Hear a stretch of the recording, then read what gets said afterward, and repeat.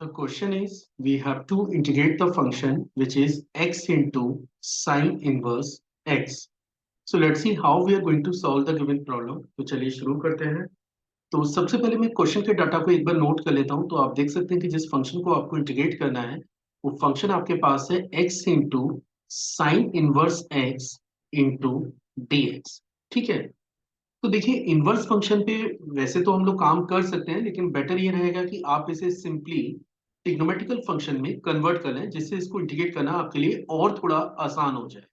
और इसके लिए मैं क्या कर रहा हूं कि ये जो साइन वर्स एक्स फंक्शन है, मैं इसको एक नए वेरिएबल लेट टी से रिप्लेस कर देता हूं। इनकेस अगर मैं इस फंक्शन को एक नए वेरिएबल टी से रिप्लेस करूंगा तो यहाँ पे आप देख सकते हैं कि एक्स की वैल्यू आपके पास हो जाती है साइन टी की। ठीक है। अब क्योंकि आपने फंक्शन के वेरिएबल को चेंज किया है, आपका नया वेरिएबल टी है, तो फिर आपको ये जो dx है इसको भी dt में कन्वर्ट करना होगा। और इनकेस अगर आप dx को dt में कन्वर्ट करने जा रहे हैं, इसके लिए आपको फंक्शन को पहले बोथ साइड डिफरेंशिएट करना है। तो इनकेस अगर मैं इसको डिफरेंशिएट करूंगा तो dx बराबर बनेगा that is cos of t और dt। तो फाइनली मैंने लगभग सारे चेंजेस कर लिए हैं। अब देखते हैं कि जो नया फंक्शन मेरे को मिल रहा है वो फंक्शन है क्या। सबसे पहले x, तो x को आपने रिप्लेस किया हुआ है साइन ऑफ t से, दैट इज साइन t। इसके बाद साइन इनवर्स x फंक्शन है, इसको आपने रिप्लेस किया हुआ है t से, तो एक और t यहाँ पे जनरेट होगा, that is sine t into T. और इसके बाद ये टर्म है dx, और dx को आपको रिप्लेस करना है cos t और dt से। ठीक है। तो अगले स्टेप में आप इसे लिख सकते हैं integration of t, that is t into that is sine T into cos T और dt के। अब देखिए इसमें मैं एक और आइडेंटिटी यूज कर रहा हूं which is sine of two theta, है ना। साइन ऑफ टू थीटा आपके पास होता है two sine theta into cos of theta के। तो हमने क्या किया, मैं सबसे पहले इसमें टू का मल्टीप्लाई और टू से इसको डिवाइड कर लेता हूँ।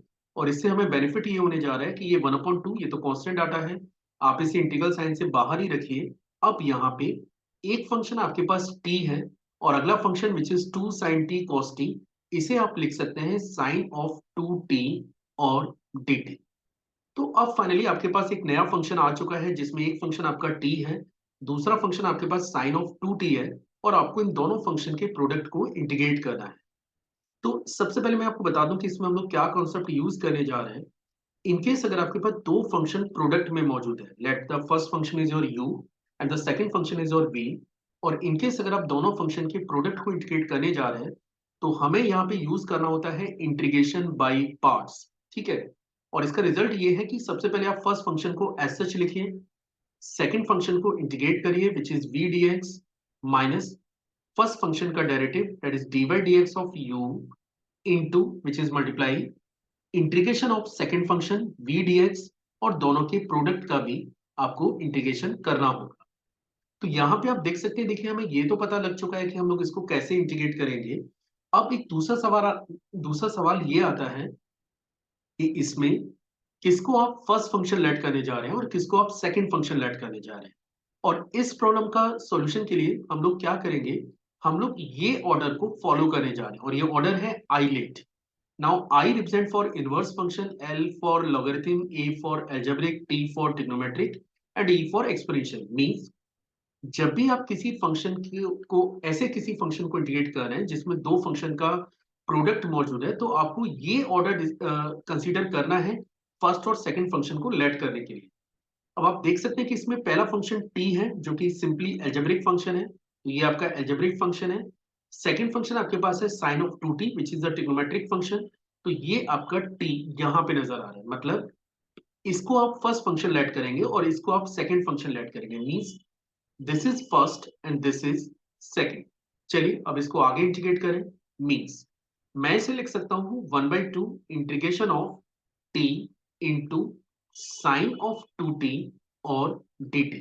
और जैसा अभी अभी हमने डिसाइड किया है कि t मेरा फर्स्ट फंक्शन रहेगा और साइन टू टी मेरा सेकंड फंक्शन की तरह ट्रीट करेंगे हम लोग। और चलिए अब इसे इंटीग्रेट करना शुरू करते हैं। तो ये बनेगा 1/2 ऑफ, नाउ t एस सच है तो इसको मैं एस सच रहने देता हूं, integration of sine to T that is sine to t और dt minus integration of dy dt of t, मतलब फर्स्ट फंक्शन का डेरिवेटिव इनटू सेकंड फंक्शन का integral that is sin 2t dt, और इन दोनों के प्रोडक्ट से जो function आएगा उसको भी इंटीग्रेट करना होता है, ठीक है। और नाउ ब्रैकेट ऑफ, चलिए अब इसको अप्लाई करना शुरू करते हैं। तो नाउ दिस विल बिकम 1/2, ये तो कांस्टेंट डाटा है, पूरे ब्रैकेट से ही बाहर है, दैट इज t, इसको आप t रहने दीजिए। sin 2t के अगर मैं इंटीग्रल की बात करूं तो इसका इंटीग्रल होता है -1/2 cos ऑफ 2t, ठीक है, माइनस। अब dy dt ऑफ t की बात करेंगे तो ये आपके पास 1 होगा, क्योंकि t का डेरिवेटिव 1 बनेगा, क्योंकि आप dt के रेस्पेक्ट में कर रहे हैं। और यहाँ पे sin 2t को अगर आप फिर से इंटीग्रेट करेंगे तो ये फिर से आपको जनरेट करेगा -1/2 cos of 2t, and that is dt bracket of plus, चाहे तो अब आप कांस्टेंट भी अप्लाई कर सकते हैं।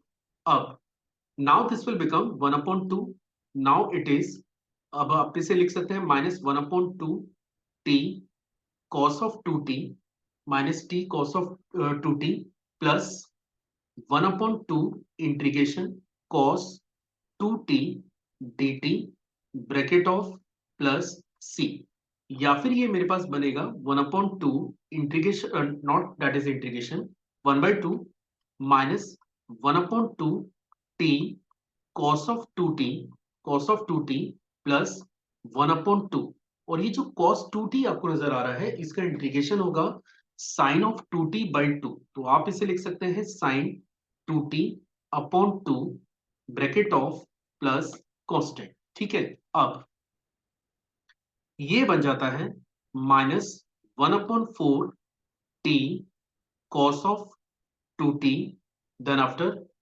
1/8 sin 2t प्लस c। अब एक और चीज आपको याद रखना चाहिए कि आपके पास जो फंक्शन मौजूद था वो x के टर्म में मौजूद था, और आपके पास जो अभी राइट नाउ जो रिजल्ट आपको नजर आ रहा है वो t के टर्म्स में नजर आ रहा है। तो मुझे करना ये होगा कि ये जितने भी चेंजेस हैं या जितना भी फंक्शन आपको t के टर्म में नजर आ रहा है उसको x में फिर से आपको कन्वर्ट करना होगा। तो आपको ध्यान होना चाहिए कि आपने x को sin t से रिप्लेस किया हुआ था, है ना। बस इसी लॉजिक को यूज करके मैं ये सारे चेंजेस अभी करने जा रहा हूँ। अगर x मेरे पास sin t के बराबर है तो t को आप लिख सकते हैं sin इनवर्स x, एक तो ये पॉइंट है जो आपको याद रखना है। इसके बाद अगर मैं cos t की बात करूं तो cos t मेरे पास होगा √1 माइनस एक्स स्क्वायर के। तो चलिए ये सारे चीजें हम लोग यूज कर लेते हैं। So now this will become -1/4, सबसे पहले t, तो t को आप लिख सकते हैं sin इनवर्स x। इसके बाद आपके पास अगला टर्म है cos 2t, तो cos 2t को मैं लिख सकता हूं 1 माइनस के 2 साइन स्क्वायर टी। अगली स्टेप में हम लोग t को x में कन्वर्ट कर लेंगे, और यहाँ पे 1/8 साइन 2t को हम लोग लिख सकते हैं 2 sine t into cos t plus constant. तो या फिर आप इसे लिखेंगे -1/4 साइन इनवर्स x, और यहाँ पे साइन टी की वैल्यू चलिए डाल देते हैं, दैट इज 1 माइनस 2x², ये टर्म आपका बनेगा। यहाँ पे ये 1/4 है, साइन टी को आप रिप्लेस कर सकते हैं x से, cos t को रिप्लेस कर सकते हैं √1 माइनस x² से plus constant, and this is the answer for the given problem.